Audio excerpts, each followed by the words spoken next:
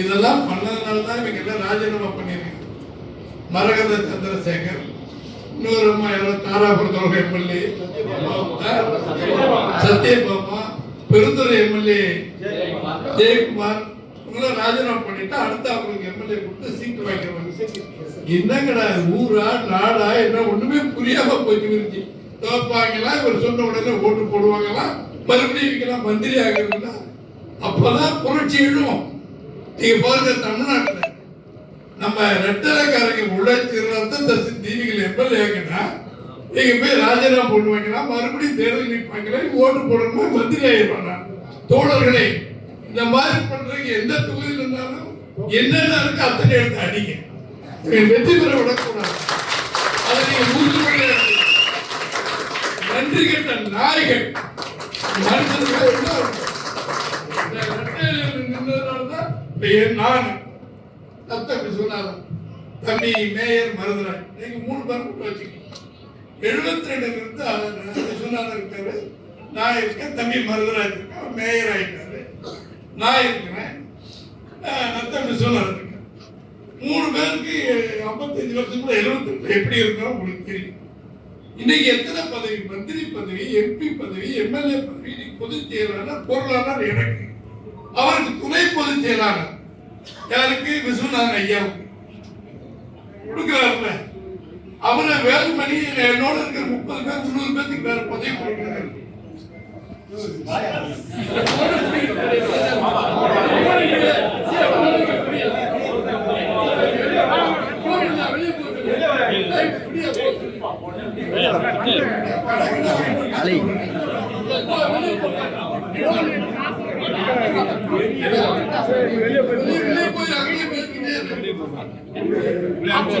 சித்தா மரத்துல போல இருக்கு, மணிக்கு வாழ் இருப்பார் போல இருக்கு, வேலைக்கு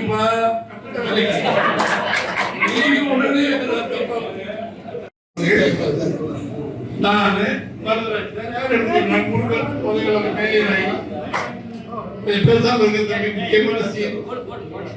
அவரு மருதுராஜ் எப்படி இருக்கிறார், சீனிவாசன் எப்படி இருக்கார், விஸ்வநாதன் எப்படி உங்களுக்கு எல்லாரும் தெரியும். நாங்க புதுசா கதை சொல்ல வேண்டியதில்லை. எல்லோரும் புரட்சி தலைவர் எம்ஜிஆர் தேவா, அம்மாவின் ஆசியார், எடப்பாடியார் அன்பால் இன்றைக்கு வளமாக எந்த கொள்கைக்கு 3 பேருக்கு மட்டும் மக்களுக்கு கதை வேற. நாங்க பதவியில இருக்கோம், எங்களுக்கு என்ன கொடுமை. என் மகன் விஜய் கட்சிக்கு போறேன்னா நான் தடுக்கலன்னா நான் ஆம்பளையா, நானு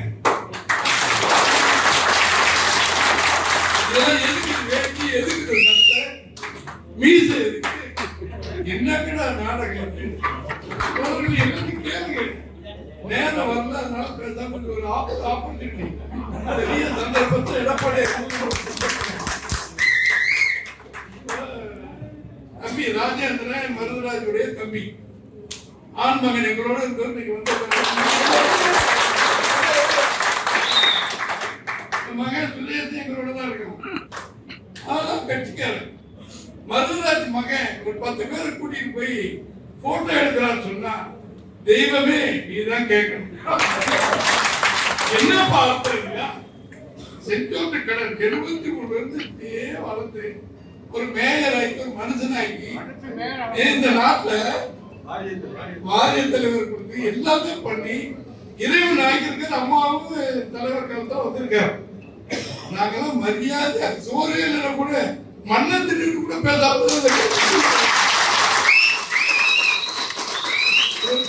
போட்டு ஒரு நத்தாயா படத்தை போட்டு போய் நேரா போய் சொன்னாரு. வேற யாரும் அனுப்பல. நேற்று ராத்திரி சொன்னியாப்பா மருவராஜுக்கு போய் நேற்று வீட்டுல சொல்லுவாரு வருவேன் அப்படின்னு சொன்னாங்க. நீங்க தயவு செஞ்சு அவருக்கு சொல்லுங்க. உப்பிட்ட வீட்டுக்கு தானே அவங்க நினைக்கூடாதுன்னு சொல்லுவாங்க. நாம வளரணும், நம்ம குடும்பம் வளரணும்னா இந்த கட்சிக்கு விசுவாசம் இருந்தாதான் பலம் வந்துருச்சு. போற எவ்வளவு போறான் சார் அந்த கட்சியில இருக்கிற அந்த நடிகர் ஆதரவு இருக்கட்டும், நல்லா பலமா இருக்கு. நீங்களே ஏன் போறீங்க? உங்களுக்கு என்ன கேடு? வரமாட்டேன்னு சொன்ன என்ன அர்த்தம்? எத்தனை நிகழ்ச்சி கூப்பிடுறாங்க. அதனால பொதுமக்களே கவனப்படி சொன்னா நீங்களே பாத்துக்கங்க. அவன்தான் சொல்லுவாங்க செந்தில பாத்துக்க, நீங்க தான் பாத்துக்கணுமா? அந்த மாதிரி இந்த சண்டாளர்களை நீங்க பாத்துக்கங்க. ஒண்ணு மட்டும் நிச்சயம் சொல்றேன், எத்தனை வரலாறு 45 வருஷத்துல 73 ஆரம்பிச்சு கட்சியில் இருந்த தண்டமணி எங்களோட இருந்தவர். அண்ணா அழகசாமி நீங்க இந்த பெருமிட்டு எல்லாம் எங்களோட இருந்தவர். மூத்த தலைவர்கள் யார் பாருங்க, நீயே சின்ன பொதுவாக எங்களோட இருந்தவர். தாசியா கூட இருந்தவர், ஆரப்பண்ண எங்களோட இருந்தவர். இதெல்லாம் செலக்டட் கேஸ், 23 கேஸ், 28 கேஸ். இதெல்லாம் கொஞ்சம் நாள் தள்ளி வந்திருப்பீங்க லேட்டா பிறந்ததுனால, அது பரவாயில்ல. ஆனால் தோழர்களே, இந்த குளநெறி வேலை செய்தி படிப்படியாக போயிட்டாங்க, வந்துட்டாங்க. போய் போஸ்ட் கொடுக்கறதெல்லாம் மக்கள் பார்த்துக்கிட்டு இருக்காங்க. காரி துப்புவாங்க, எச்சி மாதிரி காரி துப்புவாங்க. இதெல்லாம் ஒரு வாழ்க்கையா? இப்படி எல்லாம் வாழணுமா அப்படின்னு எங்களுடைய கேள்வி பொதுமக்கள் கேட்க. எனவே தோழர்களே, இந்த கட்சியை காட்டி கொடுத்து வெளியே சென்றவர்கள் வாழ தகுதியற்றவர்கள் என்பதை எப்படி இருந்தாலும் தர்மப்படி நம்முடைய எடப்பாடியார் அவர்கள் எல்லார் படத்தையும் முறைப்படி கொடுங்க, எல்லார் பேரையும் போடுங்க. அவர் சொன்னதை இவங்க 2 பேரும் சொன்னாங்க, அதன்படி போட சொல்லி போய் நீயே அழைப்பா, எவனே அனுப்பாத பண்ணிருக்கன்னு சொன்னா இந்த துரோகத்துக்கு நீங்க சாட்சியாக நம்ம தான் இனிமேல் பதில் சொல்லணும். அதை பார்த்துக்கலாம். கடவுள் இருக்கார். இவங்க ராஜினாமா பண்ணி மறுபடியும் தேர்தல் நிக்கட்டும், அவர் தேர்தல் வரட்டும், அவங்க எல்லாம் பார்த்துக்கிட்டோம். அதை இறைவன் இருக்க நம்ம எல்லாரும் பார்த்துக்கலாம். அது ஒரு சூழ்நிலை எப்படி வருது, தேர்தல் வரப்போறது இல்லைன்னு நினைக்கிறேன். ஏன்னா சட்டப்படி அனுமதிக்க மாட்டான், எலெக்ஷன் தம்பி அனுமதிக்க மாட்டான். 2 மாதத்துக்கு இருந்தாலும் 1 மாதத்துக்கு கோடியில் வாங்கிட்டு போய் தேர்தல் நடத்த வாங்கி என்ன நாடா காடாங்கிற மாதிரி போகும். இன்னொன்று அருமை தம்பி அருமையான சொன்னார், கரூர்ல போய் 41 பேருக்கு பணம் இதை கொடுத்திருக்காரு, உதவி பண்ணி கொடுத்திருக்காரு. மகிழ்ச்சி. அவருக்கு என்ன குறை, என்ன பிரச்சனை? 800 கோடி 1000 கோடி 10,000 கோடி வச்சிருக்கிறாங்க நினைக்கிறேன். அப்ப அவரு முதல்ல எல்லாத்துக்கும் பணம் கொடுத்தாரு. இப்ப இது கொடுக்கணும்னா மறுபடியும் நான் அன்னைக்கு போக முடியல, கரூர்ல போய் எல்லாத்துக்கும் சொந்த செலவில் பணம் கொடுத்தீங்கன்னா எல்லாரும் வாயார பாராட்டுவோம். ஊரா விட்டுட்டே என் பொட்டாட்டி கையே சொல்லி அரசாங்க பணத்தை எடுத்து கொடுக்குறீங்கன்னா இதெல்லாம் வாழ்க்கையா? வாழ வேண்டிய முறையா? இதெல்லாம் தேவையா? இப்படிலாம் வாழலாமா? என்ன கேடு? ஒண்ணுமே இல்லைன்னு சொல்லும் போது அரசாங்க நடந்து கொடுங்க. எல்லா வசதியும், எல்லா பணப்பும், எல்லா கோடிகளும் இருக்கு. இப்ப டாஸ்மாக்ல பிராந்தி விஸ்கி தயார் பண்ற நிறுவனங்கள், ஜெகத் ரட்சகன், டிஆர் பால், யார் யாங்க பேசிட்டு இருக்கிறவன் செல்ல புஞ்சு உடஞ்சு கொடுக்கணும். யார் யா பேசிட்டு இருக்கிறவன்?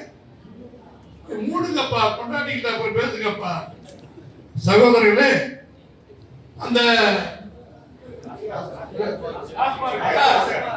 ஜெகத் ரட்சகன், டிஆர் பாலு, நம்ம சசிகலாமா, இந்த மாதிரி ஆட்கள் எல்லாம் மது உற்பத்தி தயார் பண்றாங்க.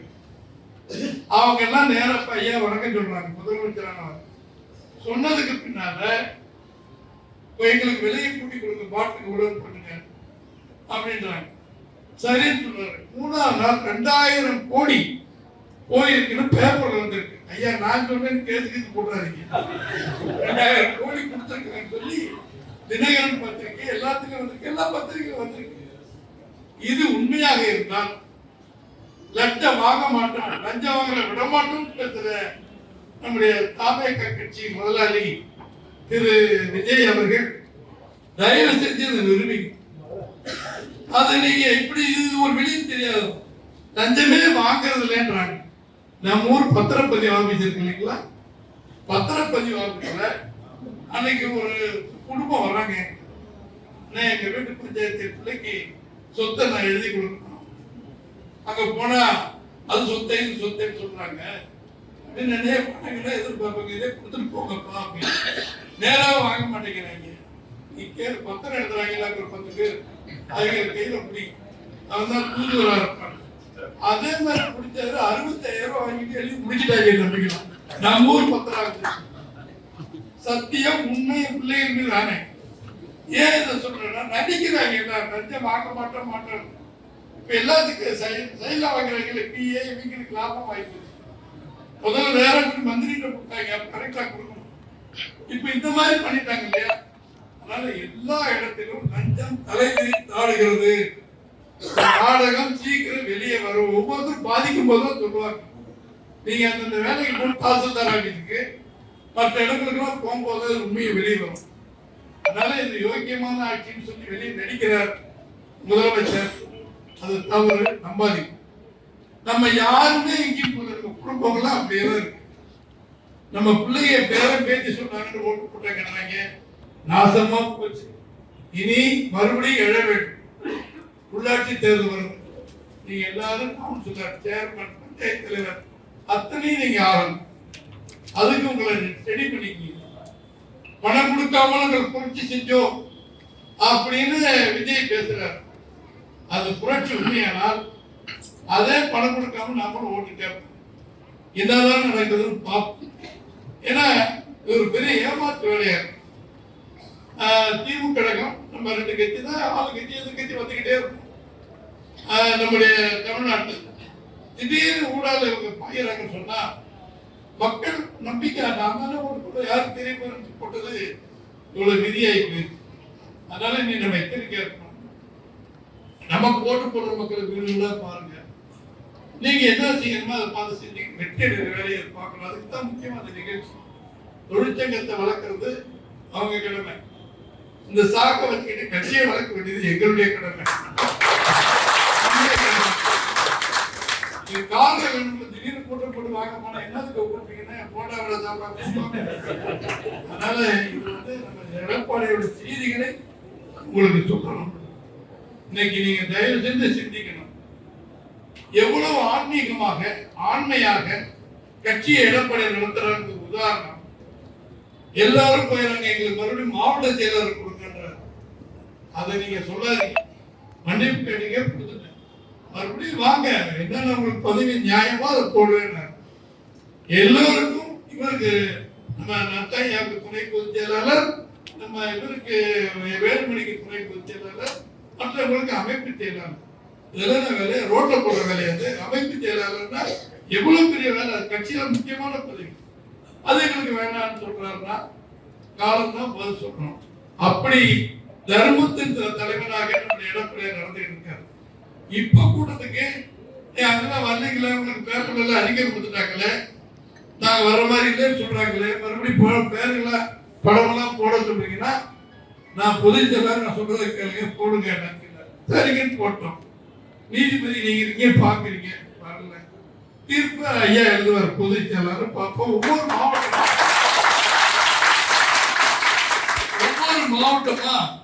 இப்ப கூட்டம் நடத்தி ஏறத்தாழ 31 மாவட்டத்தை முடிச்சுட்டாரு. நாளைக்கு மறுபடியும் ஆரம்பிக்கிறார் ஒவ்வொரு மாவட்டம். அந்த 30ஆம் தேதிக்குள்ள தமிழ்நாடு முழுவதும் உள்ள மாவட்டத்தினுடைய கோரிக்கையில கேட்பார். சி.வி. சண்முகம் சொல்றார், பொதுக்குழுவை கூட்டு உன்னுடைய ஆண்மையை காட்டுங்கிறார். ஆண்மையை காட்டுறதுனால மிதுன்னு ஒரு பையன் வச்சிருக்காரு. ஆண்மை இருக்கிறவருக்கு பையனோடு இருக்கிறார்.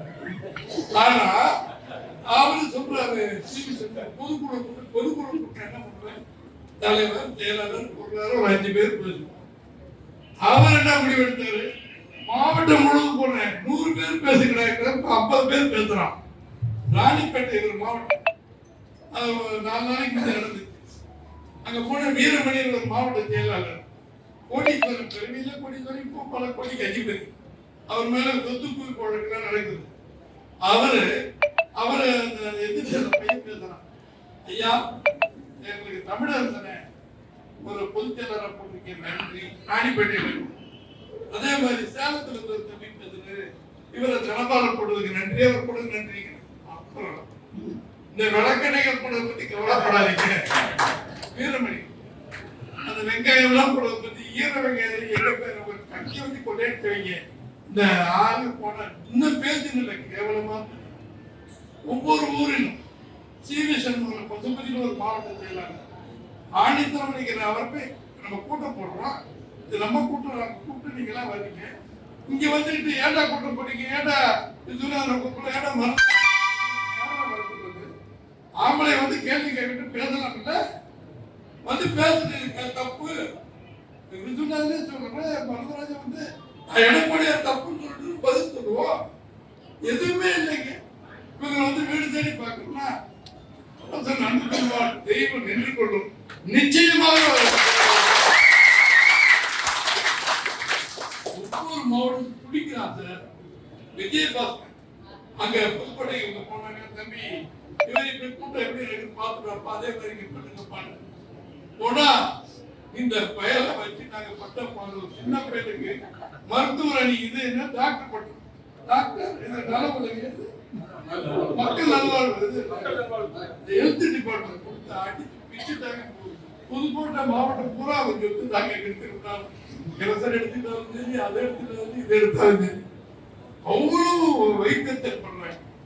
இந்த போனவருடைய வழக்கு பரம செலவு ஆரம்பத்தில் எப்படி இருந்தார்கள், இன்றைக்கு எடப்பாடியை குறை சொல்லி போயிட்டு இன்னைக்கு எவ்வளவு வசதியா இருக்காங்க. இந்த சொத்தெல்லாம் எப்படி வந்துச்சு, எப்படி கொள்ளையடித்தீங்க, எப்படி லஞ்சம் வாங்கினீங்க கண்டுபிடிக்க எல்லாருமே சொத்து வழக்கு இருக்கு.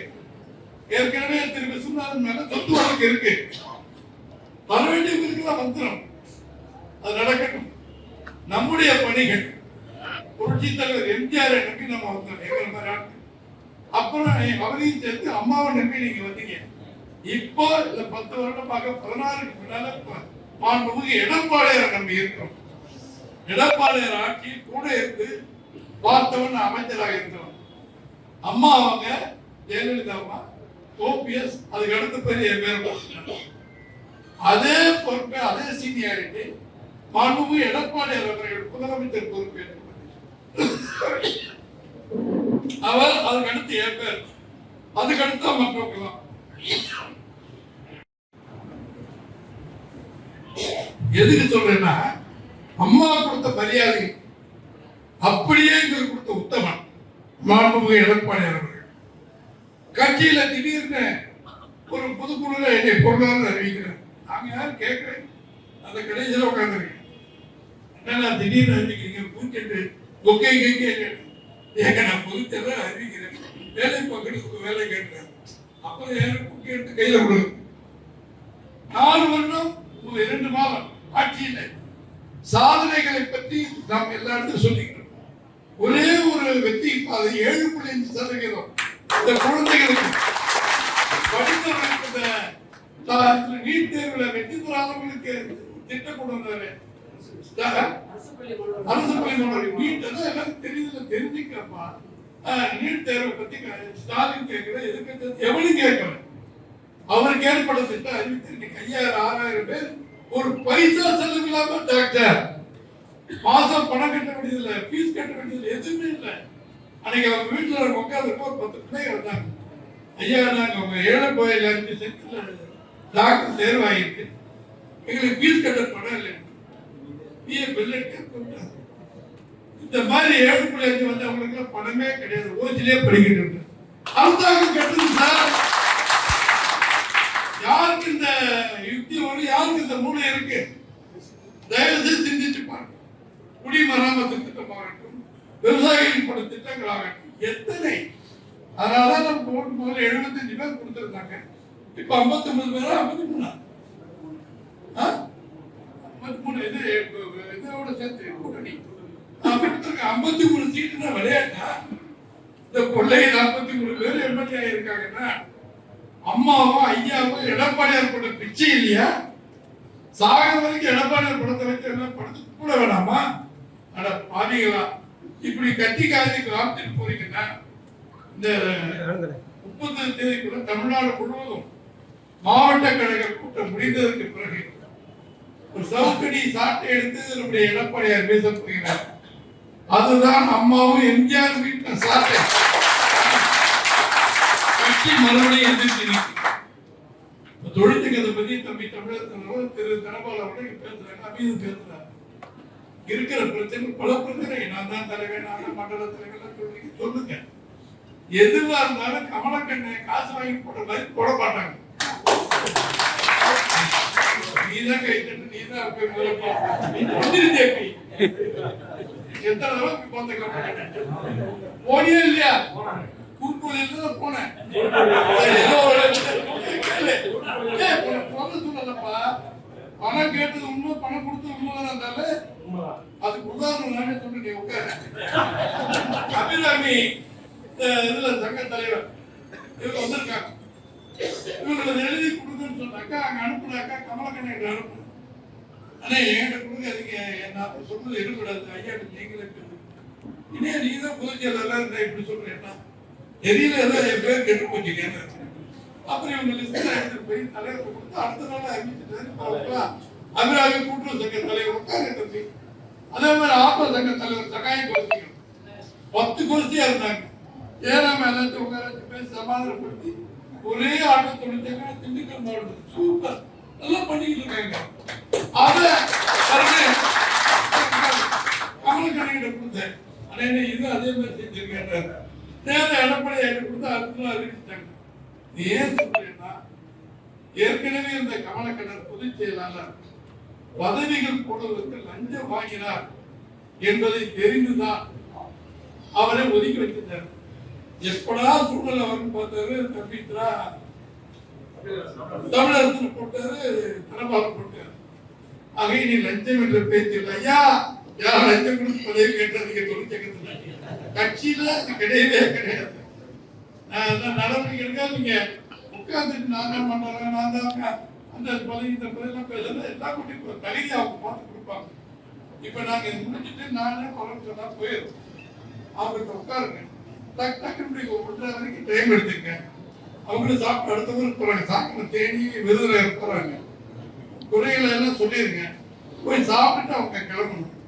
அதனால இந்த அளவுக்கு சிறப்பா நீங்களும் வந்து நம்ம திண்டுக்கல் மாவட்ட பெருமையை நிலைநிறுத்திருங்க. தொழிற்சங்கமும் கட்சியும் சேர்ந்து உங்கள் அனைவருடைய பாதங்களில் என்னுடைய பணிவான வணக்கத்தை நமக்குள்ள சொத்து எம்ஜிஆரும் அம்மாவும் எடப்பாடியார். எடப்பாடியார் சிறப்பான நல்வழி கட்சியில் ஆட்சி நடத்தினார், கட்சியை நடத்திட்டு இருக்கிறார். அதனாலதான் நாங்கெல்லாம் கூட இருக்கிறோம். எந்த எதிர்பார்ப்பு இல்லாமல் அவர் சொல்லுகின்ற ஆணையத்தை மக்கள் பணியாற்றுவோம். வெற்றி நமக்கு வரட்டும். தொழிற்சங்க பிரச்சனை அவங்க இங்க இருப்பாங்க.